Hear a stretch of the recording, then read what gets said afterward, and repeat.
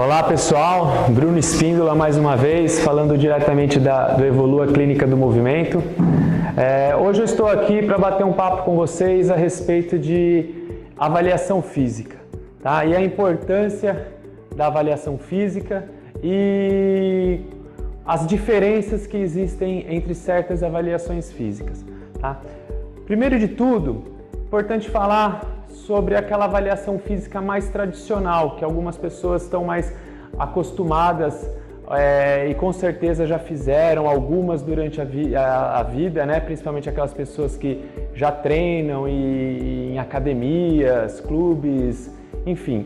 O que seria essa avaliação física mais tradicional? É aquela avaliação física que é composta pelas dobras cutâneas, então o avaliador ele vai lá e coleta a informação de dobra cutânea com um compasso para fazer o cálculo do percentual de gordura, estimativa do percentual de gordura. Fora isso, ele coleta também informações a respeito das circunferências, né, de algumas partes do corpo, como antebraço, bíceps, coxa, cintura. Tá? Ainda dentro das avaliações tradicionais, nós encontramos também alguns testes que visam avaliar a capacidade física, ou seja, são aqueles testes como, por exemplo, a avaliação feita na bicicleta ou em esteira, para trazer a informação, uma estimativa do VO2 máximo, que é a capacidade cardiopulmonar, né? Outro teste é o teste de flexão de braço, também muito utilizado, né? Teste de flexão abdominal, flexão do tronco, também muito utilizado. Então, todos esses testes são testes que visam avaliar a capacidade física da pessoa, tá? O que nós queremos falar aqui hoje é de uma outra forma de avaliação física, a forma como nós, aqui dentro do Evolua Clínica do Movimento, avaliamos os nossos alunos, né, os nossos clientes, independente do objetivo, tá?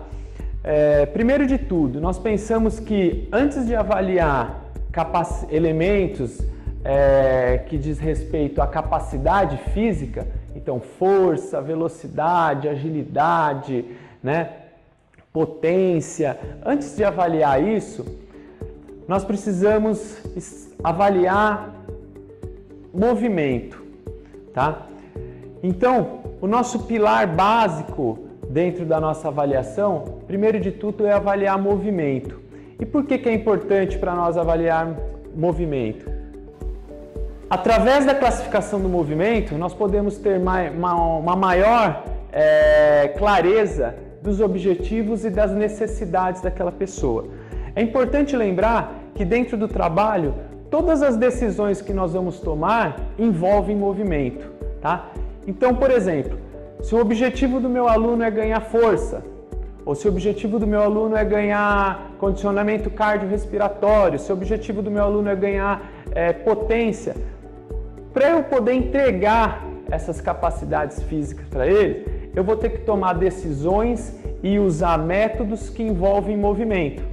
Então, antes de mais nada, faz muito sentido a gente avaliar o sistema de movimento dessa pessoa, tá? Por que eu falo sistema de movimento? Porque o movimento ele depende de vários outros sistemas trabalhando de forma integrada para ele acontecer de maneira eficiente, tá? Então, dentro dessa classificação, dentro dessa avaliação, nós vamos buscar classificar esses movimentos. Como nós vamos classificar esse movimento? Nós vamos classificar eles em movimentos funcionais ou disfuncionais, com dor ou sem dor.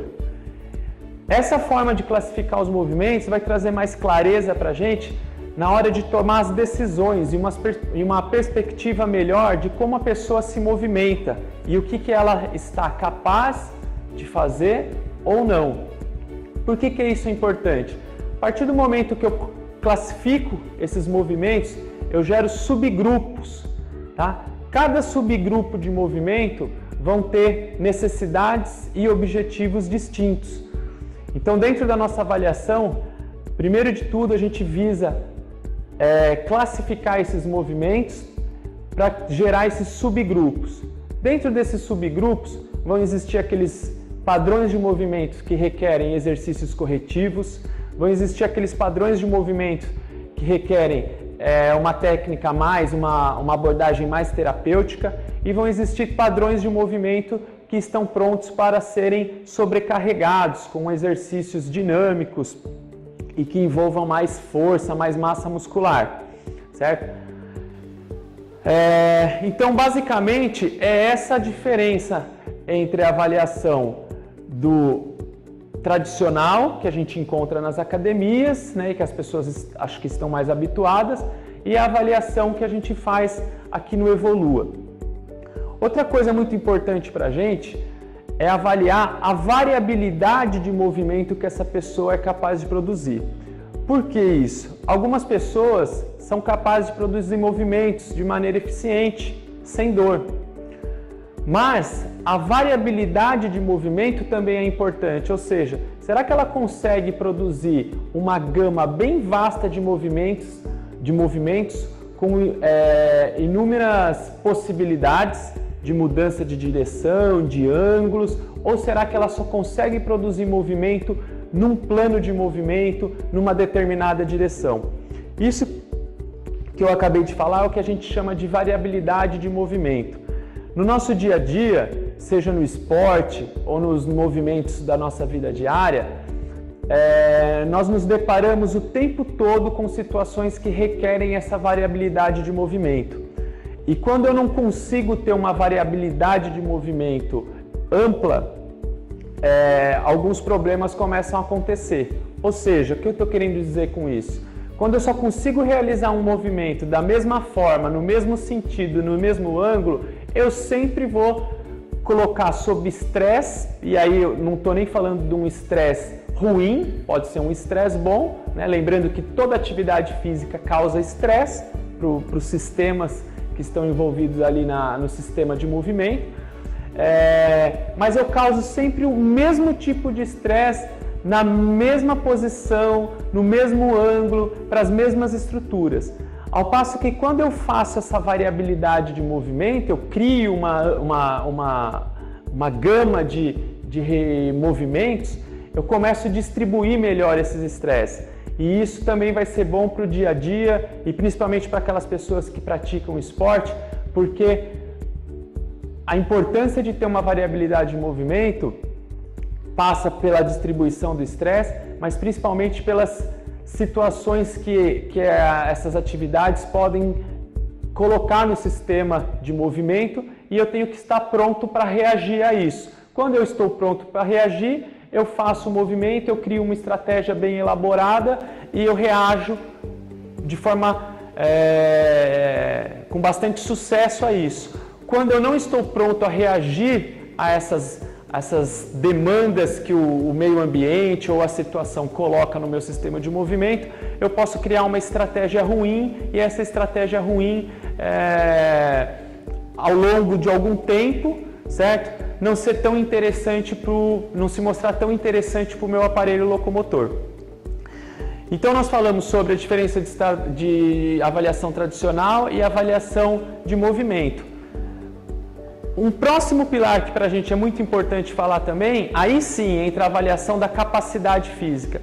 Então não é que a gente não ache importante avaliar a capacidade física, mas para nós o mais importante é avaliar movimento e variabilidade de movimento, seguido de capacidade física, certo? Porque uma vez que eu tenho um sistema de movimento que consegue gerar movimento de maneira eficiente e eficaz, aí eu posso começar a pensar em avaliar a capacidade física dessa pessoa.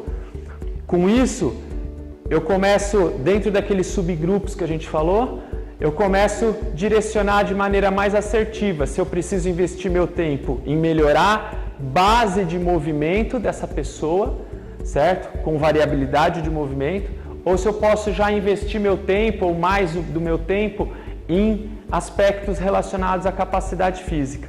Tá? Com isso a gente vai criando uma estruturação um pouco mais clara e mais organizada para a pessoa, para aquele indivíduo.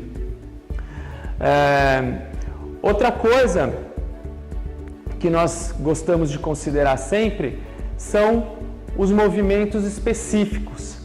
Então, dentro da nossa avaliação, é lógico que a gente não vai conseguir cobrir todos os aspectos do movimento humano, certo? Porque o corpo humano é capaz de realizar muito movimento. Mas vão existir situações de movimentos específicos que precisam ser analisadas e corrigidas. E isso vai entrar no terceiro pilar da nossa avaliação do movimento, tá? Então, quando a gente combina tudo isso, o resultado é que a gente traz mais clareza, né? E tem uma melhor perspectiva das necessidades e dos objetivos dessa pessoa que nós vamos começar, desse indivíduo que nós vamos começar a treinar ou que nós vamos começar a trabalhar com aquele corpo, tá? É importante falar também que hoje em dia já existem diversos sistemas de avaliação de movimento, tá? Baseado em princípios do movimento humano, em princípios do desenvolvimento motor. Aqui dentro do Evolua Clínica do Movimento, nós usamos alguns sistemas, então a gente não usa somente um, né, mas a gente reuniu alguns sistemas que a gente acha interessante e criamos a nossa própria avaliação baseada nesses sistemas, ou seja, fizemos uma compilação desses sistemas, usamos o que a gente achou mais interessante de cada um e criamos a nossa identidade na avaliação física. Então, pessoal, por hoje é isso. A ideia foi trazer para vocês um pouco mais sobre a importância de uma avaliação física e quebrar um pouco daquele paradigma de que a avaliação física é só percentual de gordura, circunferência, peso, altura, né? Flexão de braço, e explicar o porquê tem que ser um pouco mais do que isso, tá? Explicar por que é importante avaliar movimento antes da gente considerar a avaliação das capacidades físicas e, o mais importante de tudo, depois reunir essas informações para prescrever o movimento, para prescrever o treino, porque o movimento e o treino é individual de cada pessoa. O que é bom para um pode não ser tão interessante para outro, tá legal? Se você quer ter um panorama melhor sobre o seu sistema de movimento, sobre essas classificações de subgrupo que a gente falou, procura a gente aqui no Evolua Clínica do Movimento, vamos conversar um pouco sobre o seu caso e aí após essa avaliação nós podemos oferecer para você algumas respostas que pode ser o que estava faltando para você ter a sua evolução atlética ou deixar de sentir algumas dores aí que você vem convivendo há algum tempo com elas, ok? Muito obrigado, até logo!